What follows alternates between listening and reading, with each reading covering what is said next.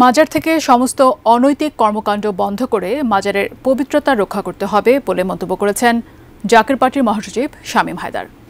যারা মুসলমানদের মধ্যে বিভক্তি সৃষ্টি করে তারা প্রকৃত মুসলিম নয় বলেও বক্তব্য রাখেন তিনি।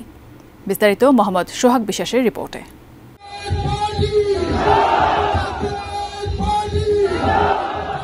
জাকের পার্টি গণতন্ত্রকে ধারণ করে, হিন্দু, মুসলিম, বৌদ্ধ, খ্রিস্টান সকল ধর্মের মানুষকে ধারণ করে বলে মন্তব্য করেছেন দলটির মহাসচিব শামীম হায়দার। ফরিদপুরে ৮ রশি বিশ্ব জাকের মঞ্জিলে পবিত্র ঈদে মিলাদুন্নবী সাল্লাল্লাহু সাল্লাম ও জাকের পার্টির ৩৫তম প্রতিষ্ঠা বার্ষিকীর অনুষ্ঠানে তিনি এসব কথা বলেন।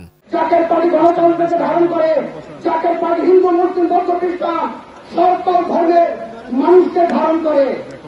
কাজেই জাকের পার্টি চেয়ারম্যান মোস্তফা মির ফজল মুজাহিদি যে বাংলাদেশের কথা বলেছেন, সে বহু সম্প্রদায়ের অভূতপূর্ব সাম্প্রদায়িক সম্প্রীতির একটি কল্যাণমুক্ত বাংলাদেশ হবে, আমরা সেই লক্ষ্যে কাজ করে যাচ্ছি। এটা তো প্রাণ আচার, আমাকে একটু দিস। ঠিক যেন ঘরের আচার, প্রাণ আচার। জাকের পার্টি কখনোই আওয়ামী লীগ নেতৃত্বাধীন 14 দলীয় জোটে ছিল না। জাকের পার্টি কখনোই বিএনপি নেতৃত্বাধীন 20 দলীয় জোট বা 36 দলীয় জোটে ছিল না। অহিংসা আদর্শ নিয়ে জাতীয় রাজনীতিতে গুণগত পরিবর্তন, জাতীয় রাজনীতিতে সংস্কারের লক্ষ্যে 35 বছর যাবৎ অব্যাহতভাবে কাজ করে যাচ্ছে। জাকের পার্টির মূলনীতি আত্মমানবতার সেবা করা।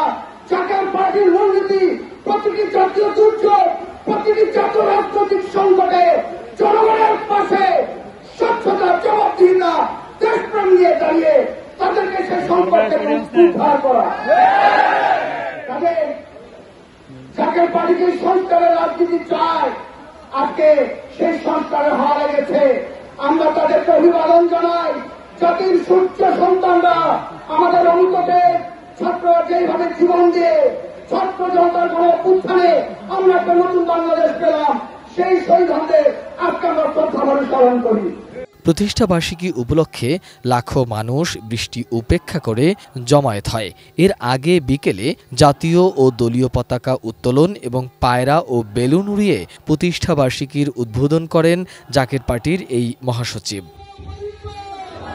এ সময় বক্তারা বলেন, বিভেদ নয়, সমস্ত মুসলমানদের ঐক্যবদ্ধ হতে হবে এবং অন্যান্য সম্প্রদায়ের সমস্ত মানুষকে দেশপ্রেমে ঐক্যবদ্ধ হয়ে দেশকে এগিয়ে নিয়ে যেতে হবে।